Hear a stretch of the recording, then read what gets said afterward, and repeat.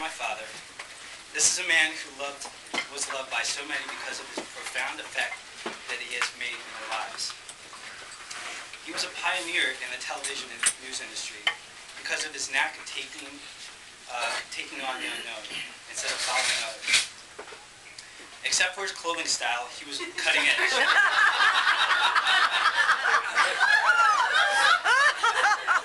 Even on MySpace, Facebook, and Twitter long before I was. His intellect was so far above us that it took him at least 4 seconds to translate his thoughts in a manner in which we could relate to, and then another 3 for it to leave his lips. Perfect. His complex nature left him little room for extraneous matters such as material things. He knew what was important in his life, his family, his friends, and the Lakers. But he didn't stop there with his passions, from politics to music.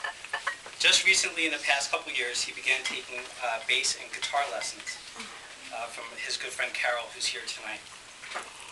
To me, my father was my best friend, life coach, business advisor, and cheerleader. He held me up as high as he possibly could to make sure that I believed in myself to succeed. I could always count on my dad to be there for me when I needed support.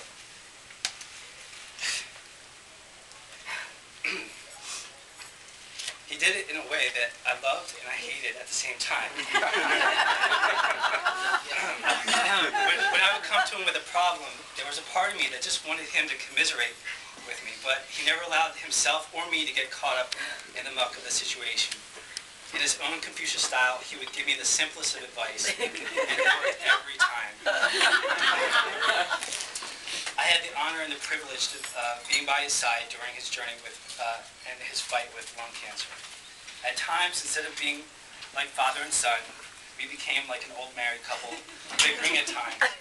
But it had a strong foundation of love. In the past several months, I witnessed my father let his guard down and show me another side of him that was affectionate, emotional, and sensitive, which was a little different from how I'd known him my entire life. He opened up to me in a way that let him shine.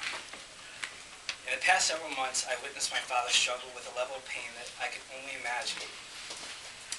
However, my father still managed to keep his humor intact. You all know he has a sharp wit, and he just kept it. He'd be out of it in his own little world, and he'd think he wasn't paying attention, but he was really sharp. So his sharp wit never ceased to amaze me. He found a way of smiling despite the pain. He had one of the most amazing smiles I've ever seen in my life. He could light up any room with that smile. It was so sweet. That was another thing I discovered about my dad. That he was really a big teddy bear. He just wanted love. It was only a few months ago that he gave me a hug that I waited my entire life to receive. I was so touched I had to tell him just that. And he said, "Hey, us Friedmans are pretty shut down emotionally." Well, he broke the mold and really gave us his huge heart and unconditional love. And that's about as far as I got till I fell asleep. But I just wanted to share that with you guys, and I want to invite any of you who want to share who Rick was to you in your lives, and feel free to express it for as long as you like, and we could be here a while. We have the room only till 9, so be short about it. Others in mind. But thanks again for being here tonight, and let's celebrate his life and that he's no longer in pain, and he really got to live the way he wanted. He got to do everything he wanted in his life, and just keeping things in perspective. His good friend Chaz had a good point tonight that for most of his life, he really did live the way he wanted, except the past several months. But even to the end, his last moments, he was kissing my sister and just like amazing. He was joking. He was making funny sounds and just have this humor. We just go back and forth, and we just had a really great time. And his last moments were really special, and we got to spend it with him. So thanks again. Cheers. Cheers.